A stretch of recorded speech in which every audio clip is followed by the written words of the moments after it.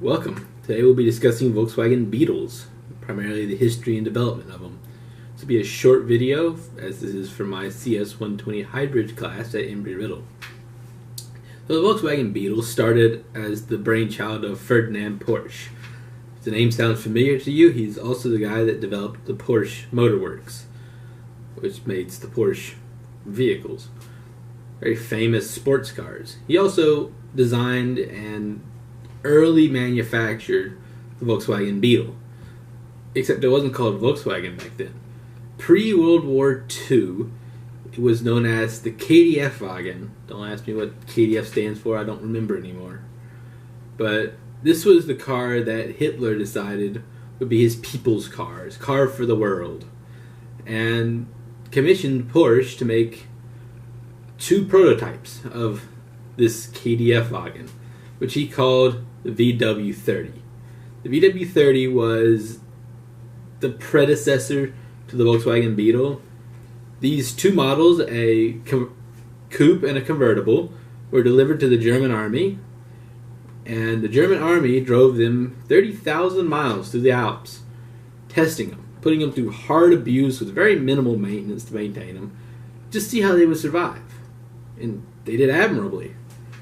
The Volkswagen, the VW30, was deemed a success, and more were put in production, which came out with the VW31. The VW31 was kind of like still a prototype, kind of in development thing. The engines in the VW30 had some issues, mostly overheating. They didn't have big enough cooling fans. They weren't flowing enough air across the oil coolers.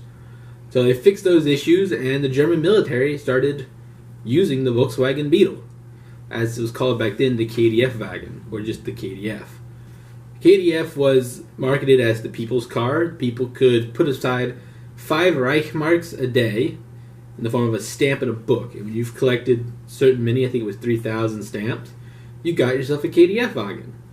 And a lot of people did this. There were thousands of backed up orders on KDF wagon that were never fulfilled at the end of the war.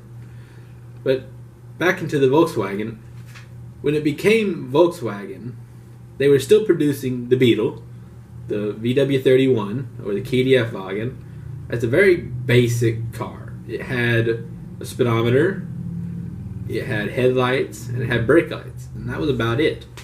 It had 4 seats you could sit in, 3-speed gearbox, manual, and small little air-cooled 4-cylinder in a Volkswagen Beetle. Very simple car, kind of basic, not really much to them. And that's how Volkswagen and Porsche decided to keep the car. Basic, cheap, economical. And that was kind of the goal of Volkswagen, was to maintain this cheap, economical vehicle, which they did very well. And during the war, they produced multiple variants in the form of the military Volkswagen Beetle, which had a slightly higher ride in the suspension, making bigger off-road oriented tires for crossing fields and such.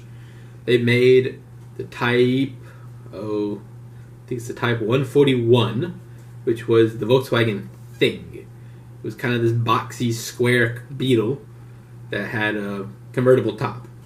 It was not very safe, powered by the same little 28 horsepower engine.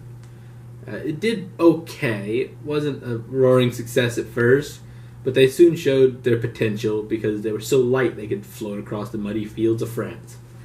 And they also made the Type 144 Schwimmwagen, which was the Type 141 with a sealed hull and a 4-wheel drive system that allowed it to become amphibious and had a drop-down propeller in the back that was driven off the front of the crankshaft in the engine to power it through the water. Relatively interesting design. And after World War II, the Americans, as they invaded Germany, captured these vehicles and fell in love with them for their basic or rugged reliability. They were almost indestructible cars. You could throw whatever you want at them, and they keep on running. And then Volkswagen was kind of passed around in the British design. The factory in Wolfsburg was kind of passed around to the British. Different people wanted it, different people didn't. And eventually Volkswagen came around. They made 6-volt systems and the 6-volt electrical systems in relatively basic cars that would run just about everywhere. And produced them in Germany as a way to boost the market. And it was very successful. It raised the German economy quite a lot, producing these Volkswagen Beetles and selling them to Europe. And in 1951, a man came to Volkswagen and said, "I'd like to take your Beetle to America and sell it." And he bought 2 Volkswagens, put them on a ship, sailed to America, unloaded them, and attempted to sell them there.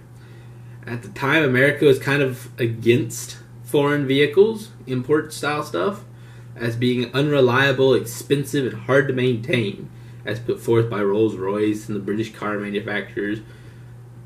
British cars weren't very reliable. They kind of fell apart and didn't really want to run, had expensive service costs.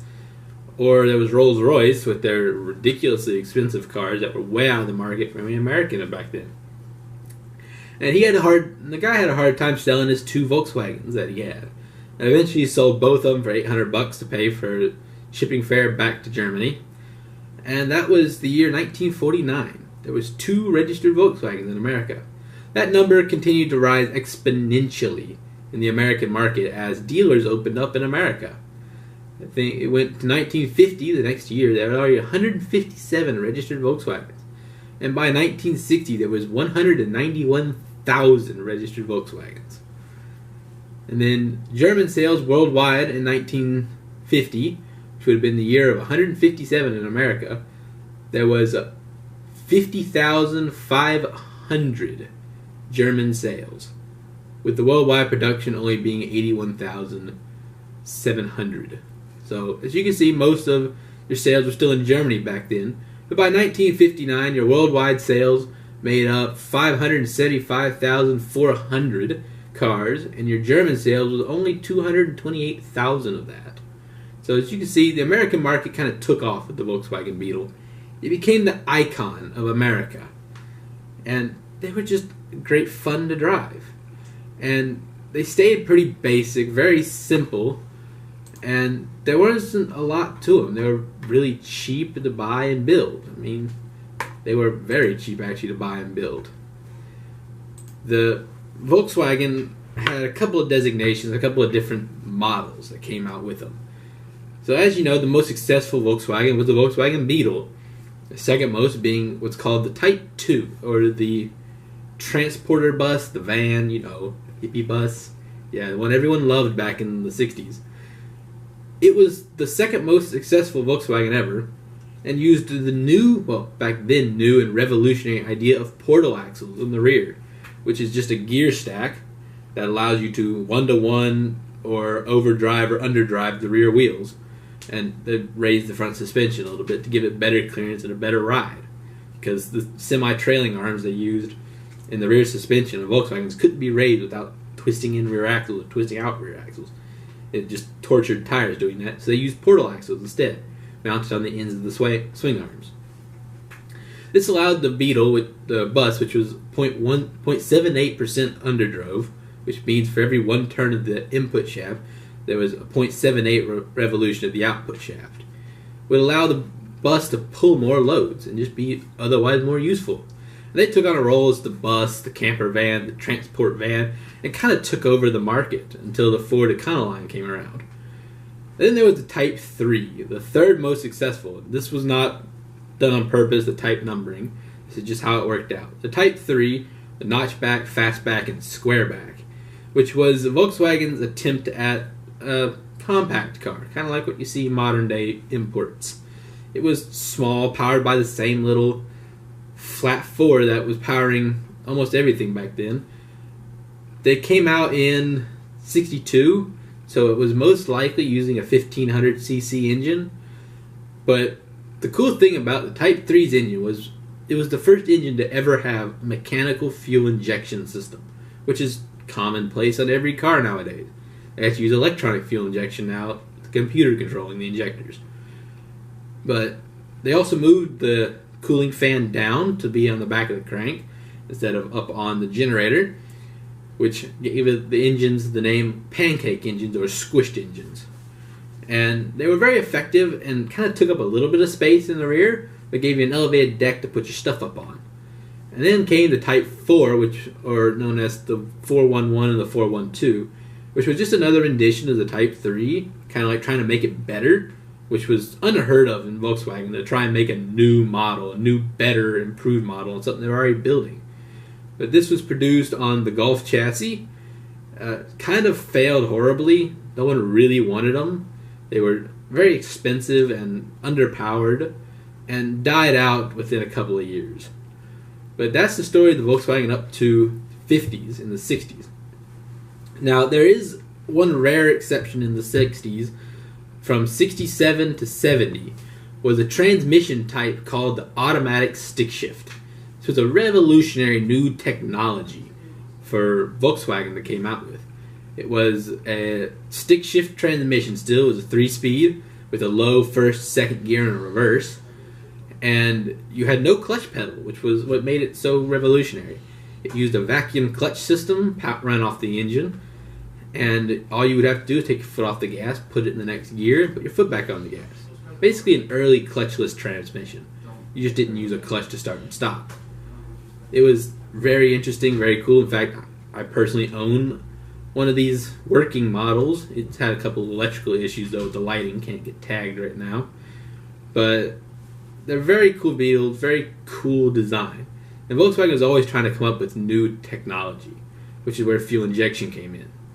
And the Beetle itself, the classic Beetle that you picture in your mind of the 60s and 70s rolling around the highway, was produced until 2003 in South America. Brazil was producing them under the name of a Fusca, not licensed by Volkswagen, but Volkswagen gave them the forms and presses and machinery to create the Volkswagen Beetle.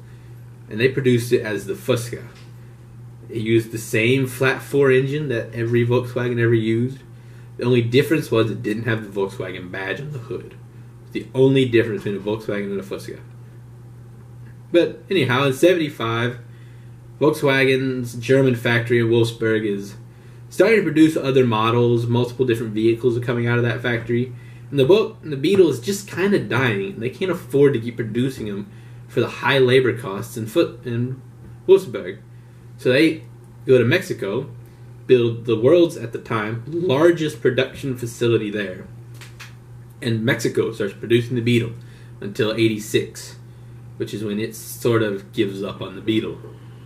And then we get into the weird world of the new Beetle, which was a concept car called Concept 1 that wasn't actually German. Concept 1